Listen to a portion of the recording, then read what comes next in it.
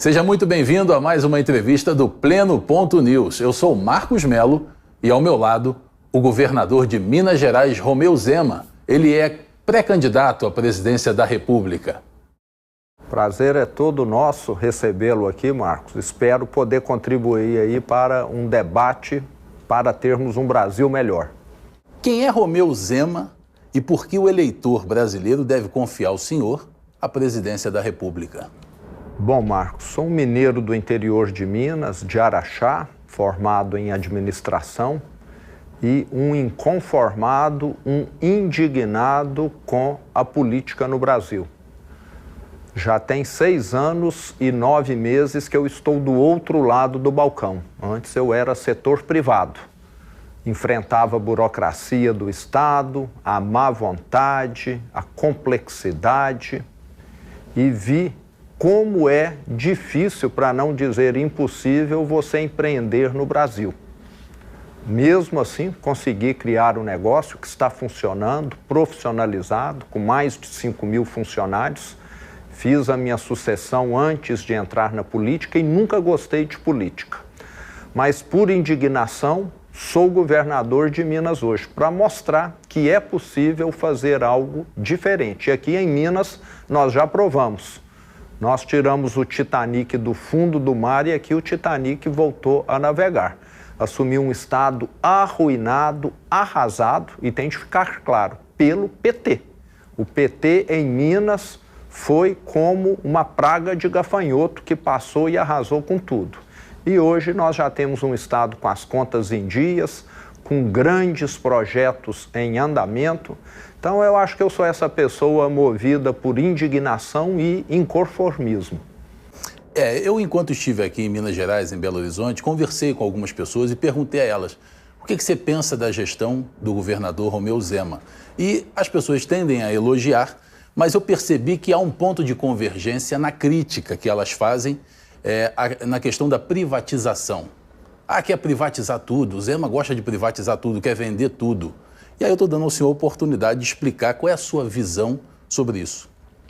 Continuo defendendo a privatização. E eu vou te dar aqui um exemplo claríssimo de por que privatizar.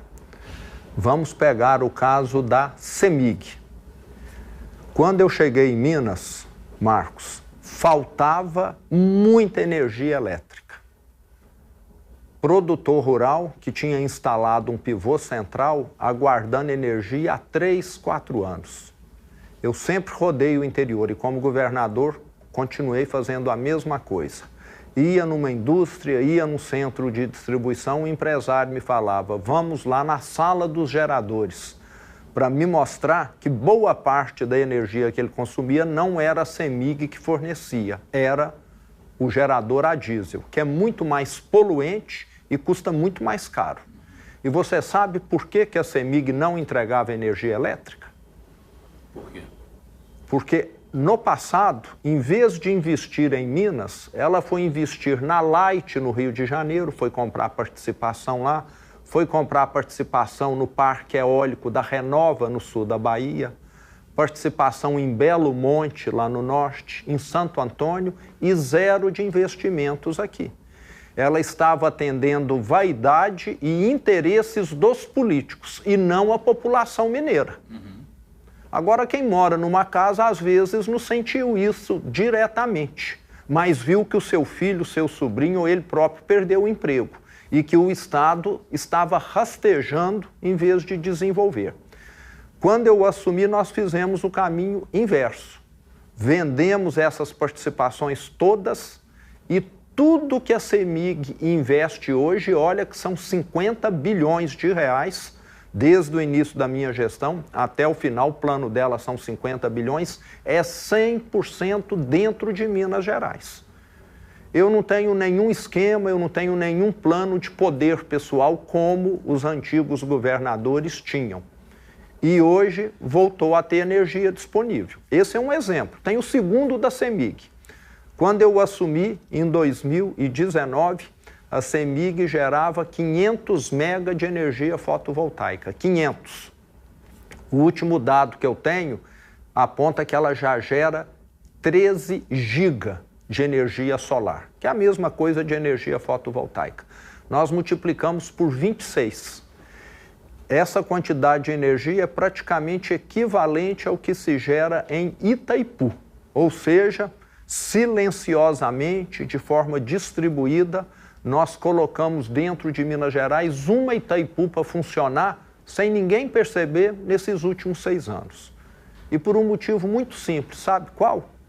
Antes, para construir uma usina fotovoltaica, para construir uma usina solar, só conseguia a autorização quem era amigo do rei.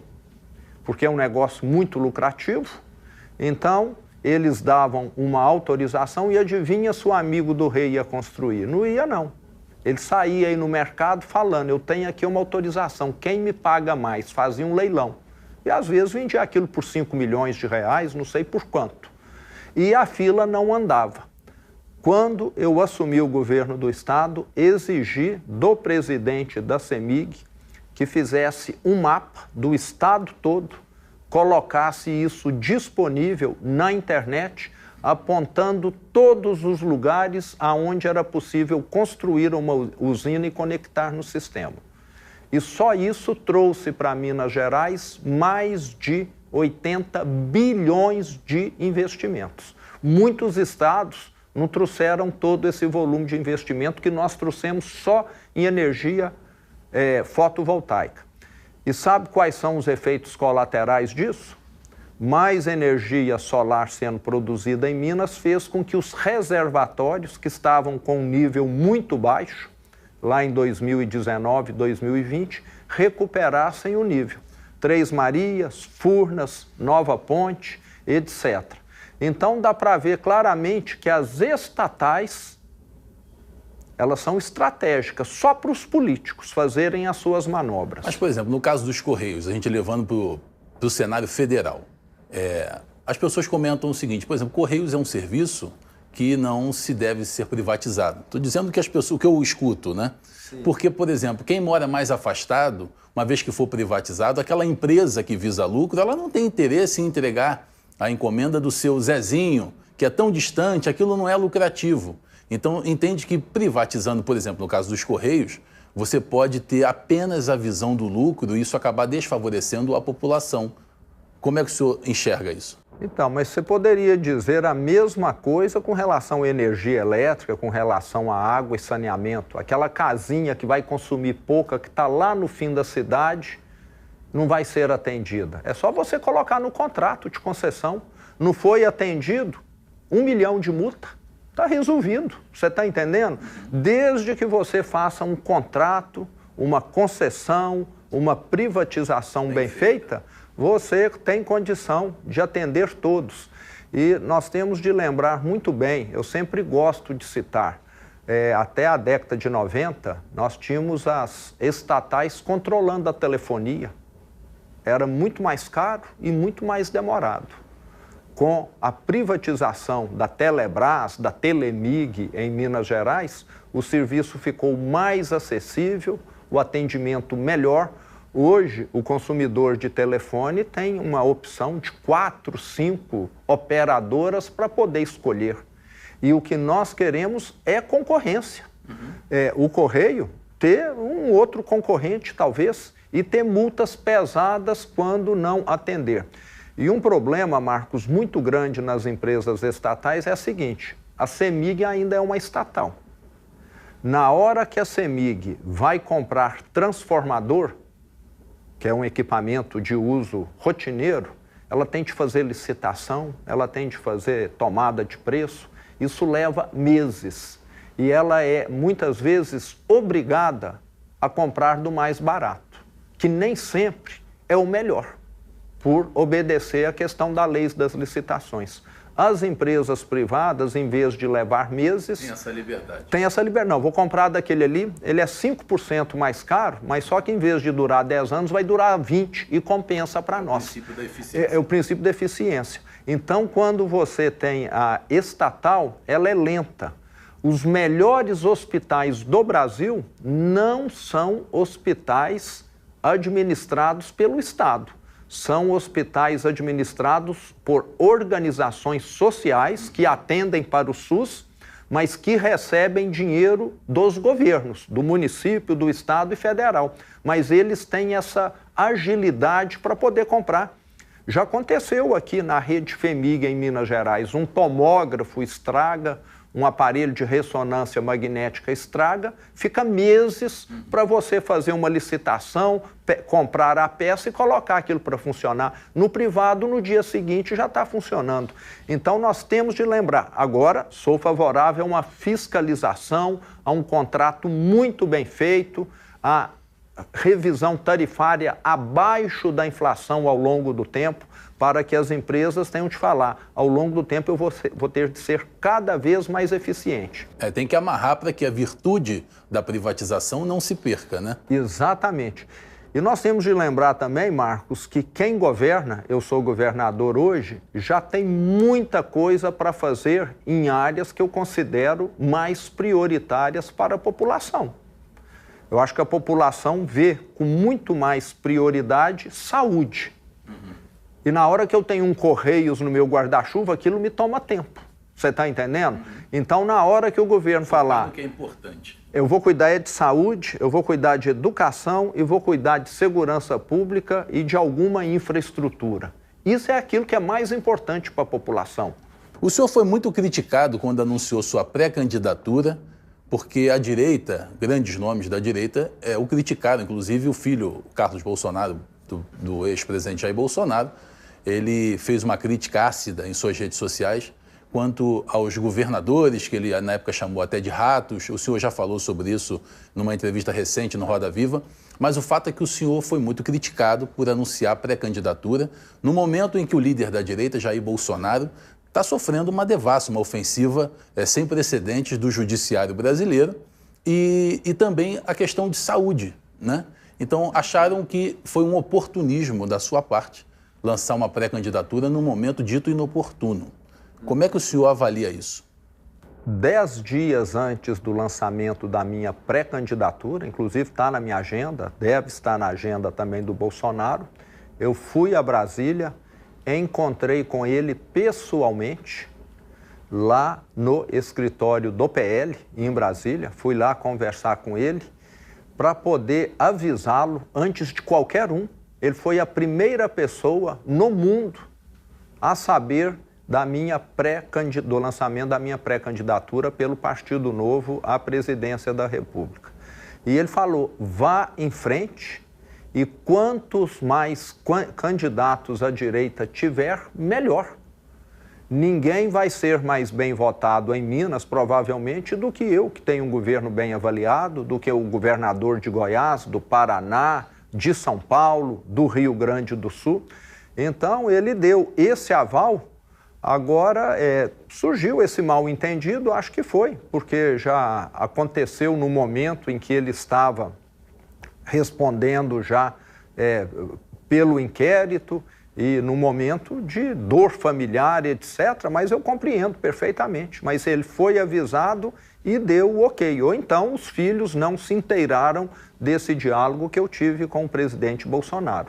O senhor tem uma visão austera a respeito de programas sociais, como Bolsa Família. O senhor entende que isso não pode ser dado eternamente. Deve haver uma contrapartida. Aquilo é criado para uma independência, uma autonomia, e a pessoa deve responder a esse incentivo que é dado. Só que o senhor, como pré-candidato a presidente da República, e uma vez candidato, o senhor vai brigar com um presidente que é assistencialista, que é populista, e que tem voto, e que pode, inclusive, de acordo com as recentes pesquisas, pode ser reeleito, com base no populismo, no assistencialismo, e o senhor vai na contramão disso. Como é que o senhor vai adaptar esse discurso? Porque uma coisa é o que o senhor pensa, outra coisa é o que o eleitor entende, né? Ô Marcos, eu acredito que o brasileiro já está ficando maduro. Nós estamos falando de Bolsa Família há quantos anos? Há 20, há 25 anos ou mais, não é isso?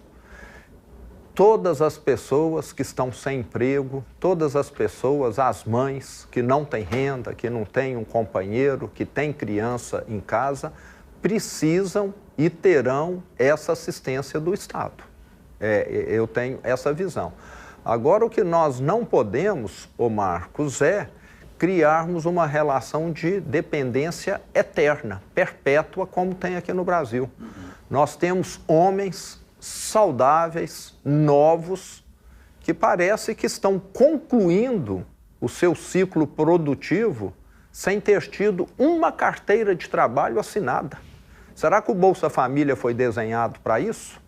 Começaram a receber Bolsa Família lá nos anos 2000, estão recebendo até hoje e já estão com 45, 50 anos, já estão quase que indo, vamos dizer, está mais para uma idade de aposentar do que de começar a trabalhar. Então, com relação a isso, eu acho que nós temos de redesenhar o programa. Eu acho que assim, se você então está recebendo Bolsa Família, você é saudável, seus filhos já são grandes, você já tem uma série de fatores que te tornam, de certa maneira, independentes, então você vai ter de trabalhar aqui nesse lugar, que aqui você vai se qualificar. Caso contrário, o seu Bolsa Família vai começar a ser reduzido. Você está entendendo? Então, eu acho que tem de ser um programa para a autonomia, para a independência.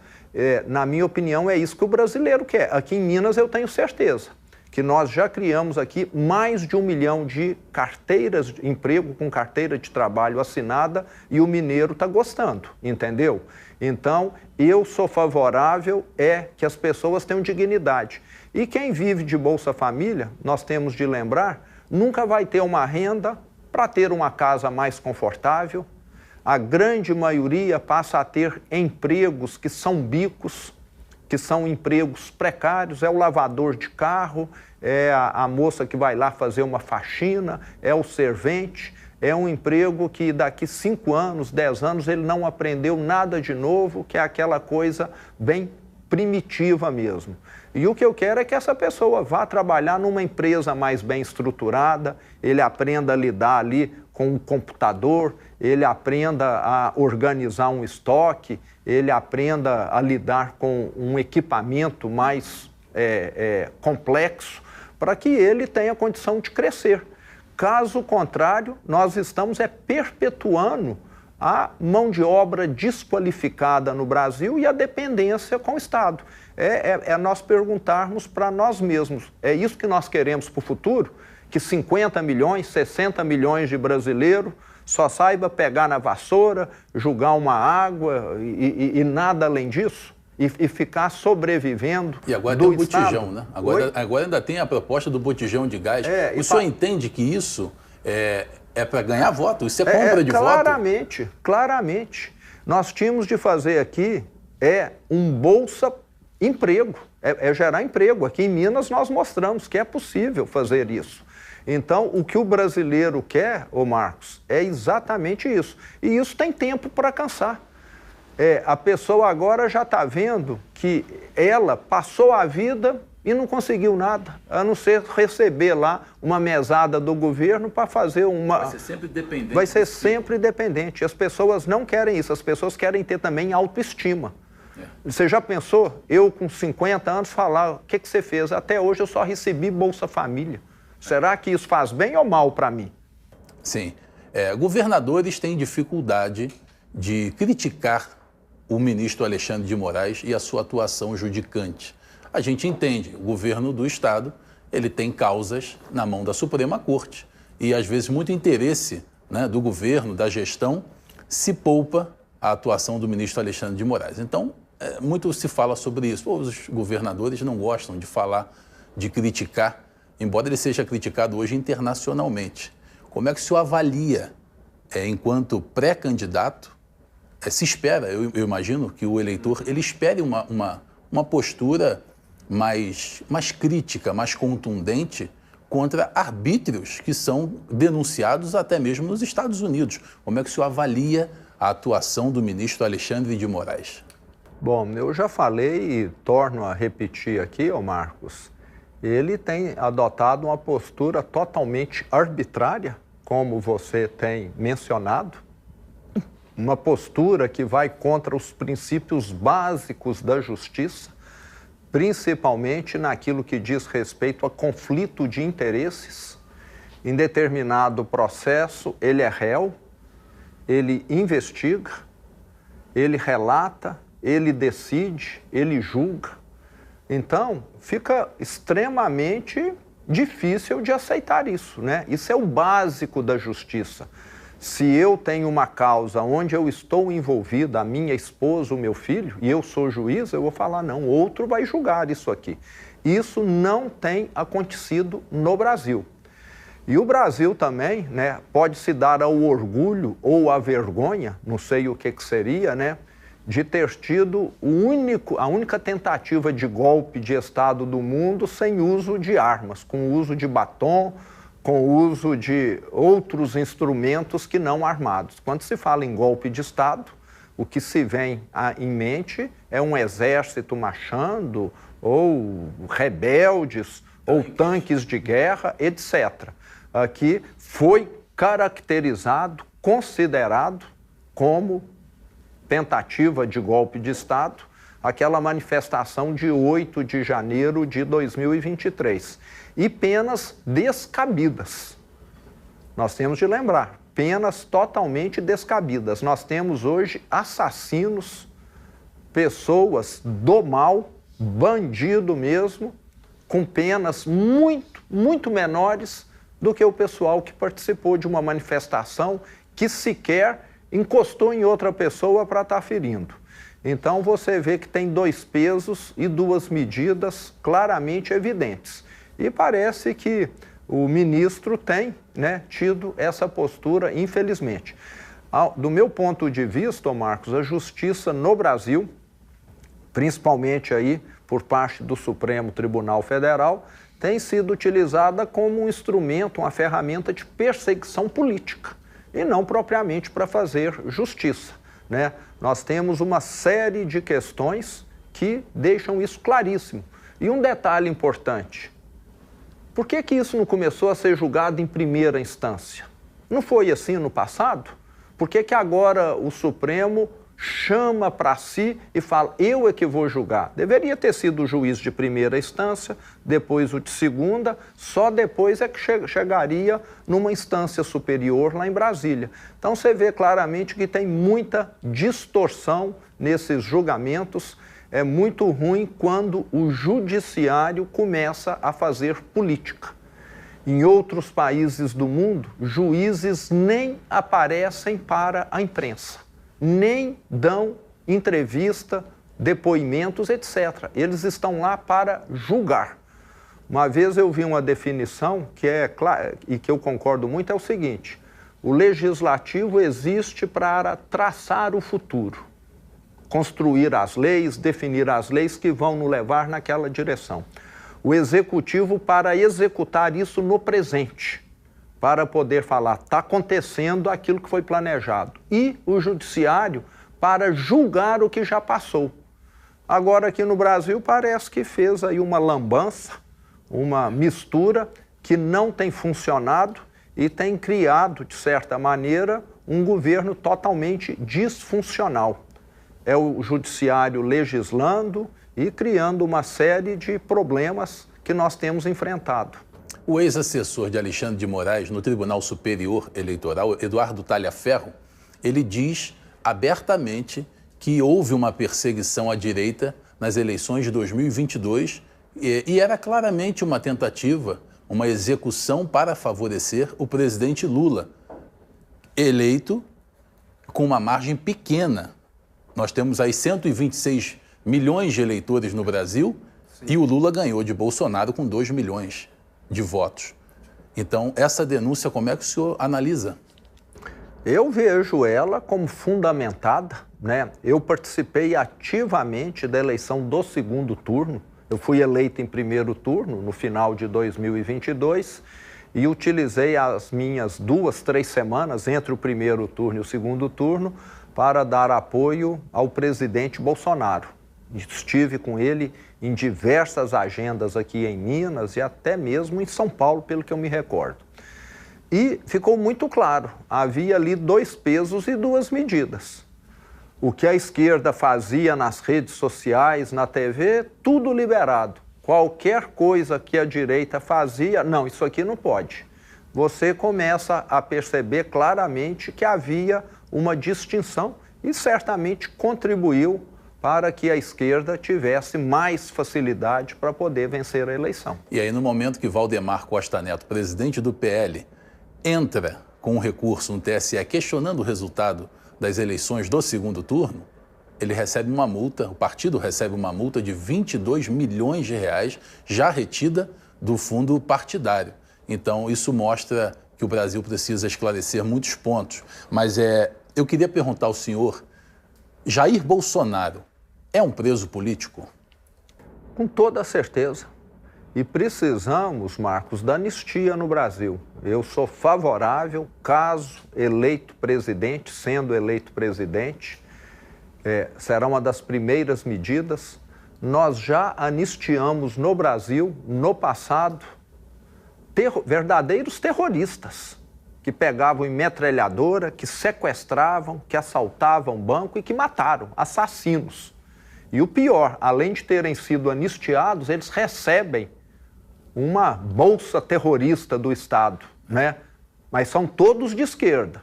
Então, se a esquerda teve esse tratamento, por que a direita não pode ter? E olha que a direita não pegou em arma, a direita não sequestrou, não matou ninguém. E nós precisamos pacificar o Brasil. Enquanto você não pacifica, você não avança em direção ao futuro. É exatamente igual um casal que fica discutindo, batendo boca, brigando e esquece de limpar a casa, de dar uma boa educação para os filhos, de acompanhar a escola, de estar mais presente na vida dos filhos. Então, quando você tem um governo que fica nessa tensão, um congresso, partidos, etc., você não consegue ir para o futuro. E o Brasil precisa de paz para poder avançar. Então, o senhor defende uma anistia ampla, geral e restrita e não essa dosimetria que estão tentando emplacar. Exatamente. Defendo a anistia ampla, total e restrita. Isso mesmo. No 7 de setembro, na Avenida Paulista, o pastor Silas Malafaia pegou o microfone e fez menção a entregá-lo e pedir, quer discursar agora no 7 de setembro? E o senhor falou, não quis discursar. Sim. Um pré-candidato à presidência da República, o normal seria aproveitar a oportunidade de colocar suas ideias para aquela multidão e transmitido para o Brasil e para o mundo. Por que o senhor não quis falar? Bom, Marcos, eu já estive lá em diversos eventos na Avenida Paulista, 4, 5 vezes aproximadamente, todos em prol da direita, em prol da anistia. É um evento onde algumas vezes alguns governadores foram e todas as vezes quem representou os governadores na fala foi o governador Tarcísio, que é o governador do estado de São Paulo. E eu achei que o adequado ali naquele momento era ele ter a fala, era o público dele, mas eu fui lá para mostrar, eu estou junto, eu concordo com o que vocês estão falando aqui. E não é mais um discurso, lembrando que eu sou um político diferente, eu gosto mais de entregar do que de falar, entende? Então, eu acho que não é você ficar só procurando palanque que vai ajudar, não. Eu gosto muito de entrega, estava lá mostrando, estou aqui apoiando. Agora você não precisa falar para mostrar isso, a sua presença já indica claramente. Perfeito. O senhor criticou a taxação imposta pelos Estados Unidos, o tarifaço. Na época, assim que foi imposto o tarifaço ao Brasil, o senhor, através das redes sociais, criticou. E aí o senhor também foi criticado porque se entende que deveria ter um discurso estratégico do ponto de vista político, já que o tarifaço colocava o governo e o establishment, o sistema, contra a parede naquele momento e servia meramente com esse intuito. Então, se entende que a direita teve uma vitória de conseguir uma ação externa pressionando o governo brasileiro a prestar contas da democracia, do devido processo legal. E como é que o senhor avalia? O senhor se arrepende de ter feito aquela colocação ou o senhor entende que é mesmo inoportuno taxar o Brasil para resolver problemas políticos? Bom, eu sou contra qualquer medida, Marcos, unilateral. Se eu pago aluguel para você ou você paga para mim e o dono do imóvel de repente fala, eu vou subir o preço sem avisar, acho que está errado. né? Você tem um contrato, você já tem um histórico. Então, se algum país quer alterar as regras comerciais, acho que tudo deve ser discutido previamente. E olha, Marcos, que eu venho do varejo, atuei mais de 30 anos, então o que eu mais fiz na minha vida foi assentar em mesas com fornecedores, grandes empresas multinacionais, com bancos, que também sempre negociávamos. Então, os Estados Unidos errou. Agora, o Lula, na minha opinião, errou tanto quanto ou mais. Por quê? Porque nós estamos falando dos Estados Unidos, que é o segundo maior parceiro comercial do Brasil. Segundo maior comprador de produtos brasileiros. Você vai sair atacando aquele cliente que é o segundo maior cliente seu, falando mal dele publicamente? Eu acho que é totalmente errado.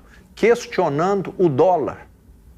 Se aliando a países, a ditadores claramente anti-americanos. Então parece que o nosso presidente errou muito e deu todos os motivos. O Brasil tem um histórico de bom relacionamento diplomático com os países, de nunca ter feito essas barberagens, essas ações totalmente inadequadas. E o presidente Lula parece que foi nesse caminho. E segundo, que eu acho que ele ainda está errando. Logo que o Trump anunciou, a primeira coisa que ele deveria ter feito é pegar um avião e ter ido para lá. Estou aqui para poder ver o que está acontecendo. Queremos dialogar, não queremos tarifaço, não. O que está errado aqui? Foi assim que o Japão fez e conseguiu reverter boa parte do que aconteceu. O primeiro-ministro do Japão foi lá para Washington sem agenda, falou, estou aqui no hotel aguardando uma janela aí para me conversar com o presidente Trump. Então, até hoje, ele não foi lá encontrar e ele é que tem, vamos dizer, essa procuração para negociar pelo Brasil. Não somos governadores, não somos empresas, ninguém. É o presidente que tem. E parece que ele está fugindo dessa responsabilidade dele. E antes de olhar para questões ideológicas, o Trump é de direita, eu sou de esquerda, na minha opinião, ele tem de olhar para os interesses dos brasileiros. E nós temos empresas hoje que já estão em dificuldades, que as vendas recuaram porque dependiam muito do mercado americano e que daqui a pouco podem desaparecer, demitir, etc. Por uma vaidade do presidente. Então, ele tem de lembrar, ele representa os brasileiros, ele não representa a esquerda. E o Brasil não foi representado adequadamente. Ele está errado, mas o Trump errou também. A gente tem no Brasil um cenário onde o Supremo Tribunal Federal, Alexandre de Moraes, Flávio Dino, Cristiano Zanin, Luiz Roberto Barroso. Aí quando a gente olha a Procuradoria-Geral da República, Paulo Gonet foi colocado lá pelo Lula, com indicação de Gilmar Mendes, Alexandre de Moraes. E aí a gente olha o governo federal, o Congresso Nacional, representado por Hugo Mota, Davi Alcolumbre, eles agem em perfeita simbiose. É um bloco. Você não percebe, como diz no popular, que ninguém solta a mão de ninguém. Eles agem em perfeita harmonia. Em paralelo a isso, uma imprensa estatizada. Uma imprensa que faz questão de fechar os olhos diante da realidade que o Brasil atravessa. Quando a gente olha para a direita condenada, inelegível. O Brasil é uma ditadura. Uma ditadura disfarçada, né? Vamos dizer assim, né? Eles não estão aí com policiais na rua te escutando, mas te deixaram, vamos dizer, meio que algemado, né? Então, hoje, realmente, a direita tem toda essa dificuldade, devido a todo esse aparato que foi montado, mas eu continuo, Marcos, extremamente confiante, porque, por um simples motivo, o que a esquerda está fazendo aí não vai dar em nada. Eu falo que a economia brasileira não está crescendo, ela está inchando. Há poder de anabolizante. Você deve lembrar de 2015 e 2016, a maior recessão da história do Brasil, devido tudo que o PT fez, mensalão, petrolão, mala de dinheiro, Dilma, etc., nós vamos ter daqui a pouco uma repetição de 2015 e 2016. Lembrando que naqueles 2 anos a economia afundou 8% e o mundo todo crescia. Quando você tem uma recessão aqui, porque o mundo entrou em recessão, né? Quando você tira 0 numa prova junto com a sala toda, parece que teve alguma coisa de errado com a prova. Agora, quando todo mundo está tirando 10 e você está tirando 0, foi o que aconteceu com o Brasil naquela época. É porque o problema estava concentrado aqui dentro. E vai repetir de novo. A esquerda não tem um projeto de futuro para o Brasil. E eles podem fazer de tudo. Se o Brasil não crescer, não desenvolver, isso não se sustenta. Então, eu sou extremamente confiante que o que vale no final das contas são as boas propostas, são os resultados, são as entregas. E além da esquerda não ter esse projeto, é um sistema sujeito à corrupção. Espero que a imprensa noticie, né, o que está acontecendo aí, como o escândalo dos velhinhos no INSS, né, que a imprensa seja mais imparcial e menos submissa quanto tem sido. Eu falo que a imprensa no Brasil é totalmente distorcida. Eu estive, há 6 meses atrás, num país onde a taxa de homicídios caiu 99%. E fui lá conversar com pessoas simples, humildes, com estudante, com a dona de casa, com o dono do barzinho, com a quitandeira, com o motorista de aplicativo, todo mundo só elogiando o que foi feito lá. É El Salvador. É um país que tem 6 milhões de habitantes, 300 mil já voltaram para El Salvador, tinham fugido por causa da violência. Aqui no Brasil você não vê ninguém falando desse sucesso da segurança pública de El Salvador. Você vê, Marcos, falando que lá é uma ditadura. Agora as pessoas querem a segurança pública e lá está funcionando. E aqui a gente vê também, de certa maneira, são os meios de comunicação sempre criando uma imagem negativa das forças de segurança. Quando um avião cai, nós vamos falar, vamos fechar todas as empresas aéreas do mundo? Não. Nós vamos falar o quê? Vamos melhorar a segurança das aeronaves, o treino dos pilotos. Quando um policial aqui no Brasil comete algo errado, todo mundo sai falando, precisamos acabar com essa polícia. Essa polícia só existe para fazer isso. Não, tem gente ruim lá que precisa ser punida adequadamente, precisa melhorar a estrutura e o treinamento. Então há um discurso, uma forma de conduzir essa narrativa que sempre parece pró-bandido. Mas no início da tua resposta, então o senhor entende que essa sanha ditatorial que o Brasil está vivendo vai cair pelo fator econômico? Ao longo do tempo, não sei se vai levar mais 6 meses, mais 1 ano, mais 5, mais 10. Não foi assim com a Dilma? Não é sustentável.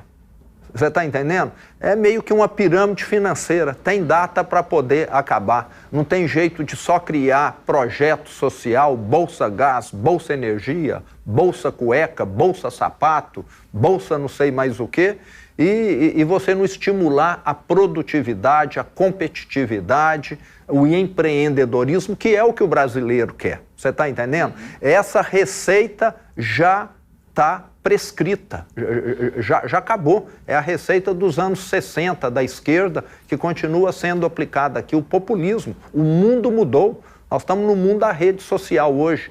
Apesar dos meios de comunicação terem, né, vamos dizer, esse viés esquerdista, as redes sociais hoje, cada um tem o poder de autodivulgar, de estar mostrando alguma coisa. Então, essa força também hoje ela é relativa, ela é inferior ao que havia no passado. Agora, para a gente finalizar, o governo Lula é um governo gastador, um governo perdulário, são 39 ministérios, um rombo fiscal, vai mal na economia, agora tem um escândalo do INSS envolvendo o irmão do Lula, que tudo vai apontando para ele. A história, Lula é experimentado, o histórico de corrupção. Com tudo isso, as pesquisas mostram que Lula tem condições de ser reeleito. Que fenômeno é esse? É uma onda, Marcos. Ele está surfando essa onda do tarifaço, ele está surfando a onda, talvez, da condenação do Bolsonaro. É um momento em que ele está bem, em que a safra foi boa. Agora, a onda boa não é uma atrás da outra, não. Então, nós temos aí um ano pela frente e muita coisa vai acontecer. Nós temos o escândalo do INSS sendo investigado. Nós temos uma economia que já começa a dar sinais claríssimos de desaceleração.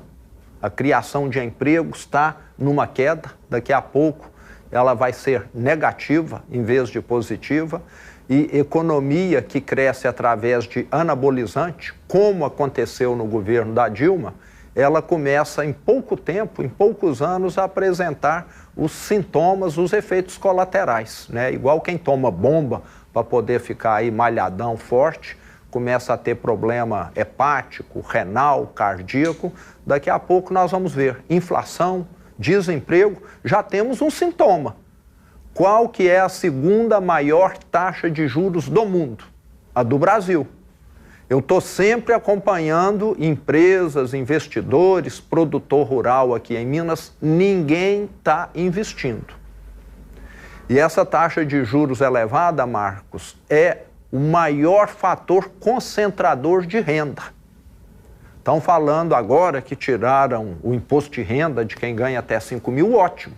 Sou totalmente favorável, mas o sujeito que tem 50 milhões de reais em dinheiro, ele está rindo até aqui. Ele está ganhando todo ano, no mínimo, 7 milhões e meio sem trabalhar. E o pobre que está pagando financiamento do carro, da moto, do celular, da televisão, não está aguentando pagar por causa dessa taxa de juros alta. É o governo tirando do pobre e dando para o rico. Só que ele não mostra isso. Agora, quem entende um pouquinho de taxa de juros sabe perfeitamente. Então, na hora que fala bolsa gás, bolsa isso, bolsa aquilo, é só para tampar o sol com a peneira. A bem da verdade, o pobre continua tão pobre, ou até pior do que estava há 10 a 20 anos atrás. Olha que o PT já ganhou 5 eleições para presidente. Pergunta hoje para quem é pai de adulto se o filho está tendo uma vida melhor ou pior do que a que ele tinha há 20 a 30 anos atrás, antes do PT chegar. Tenho certeza que a vida hoje de quem é adulto de 20, 25 anos, que é esse ciclo aí do PT, é pior do que a do pai. O pai conseguiu comprar uma casa, o pai conseguiu fazer uma série de coisas que hoje o filho não consegue. Tanto é que tem muito filho morando com os pais hoje, exatamente por esse motivo. Então o PT já teve aí todo o tempo do mundo, 5 eleições presidenciais, o que corresponde a 20 anos, né, de administração, e, na minha opinião, ele está entregando um país que não avançou praticamente em nada, que, aliás, até piorou em questão de corrupção, em algumas questões de censura, etc., durante esse período. Governador Romeu Zema, governador de Minas Gerais, conosco no Pleno Ponto News. Governador, muito obrigado pela entrevista. Foi uma oportunidade excelente de esclarecer diversos pontos da nossa nação, né? Prazer estar com você, Marcos, né? Vamos esperar aí 2026, vamos ter muitas surpresas pela frente. Na minha campanha de 2018 eu vi isso, né? Comecei como o último, o azarão, e no decorrer da campanha só foram tendo surpresas. E política é isso, é imprevisível. O que faz ela ser tão interessante, concorda? É verdade. Continue acompanhando o Pleno Ponto News, porque credibilidade não se negocia.